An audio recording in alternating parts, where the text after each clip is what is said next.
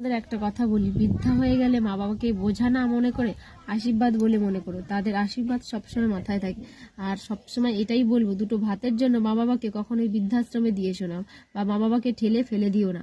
আজ আমি 1 মাস খাইয়েছি, তুমি এবার চলে যাও আমার বাড়ি থেকে, কোথায় খাবে তার কোনো ঠিক ঠিকানা নেই।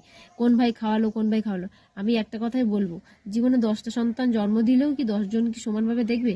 তুমি যদি প্রকৃত মানুষ হয়ে যাও, তুমি একাই দেখতে পারবে যে মা আমারই, মা মাই।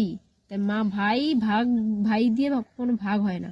আর এটা বলবে যে দিদি ভাই তুমি এত জ্ঞান দিচ্ছ, আরে বাবা আমরা করছি। আমরা আমার শাশুড়ি মাকে যথেষ্ট ভালোবাসি। আমার শ্বশুর মশাই নেই, কিন্তু আমার ভাসুর, আমার যা, আমার হাজবেন্ড, আমরা আমার শাশুড়ি মাকে যথেষ্ট ভালোবাসি, চেষ্টা করি ভালোবাসার, সারা জীবন করব।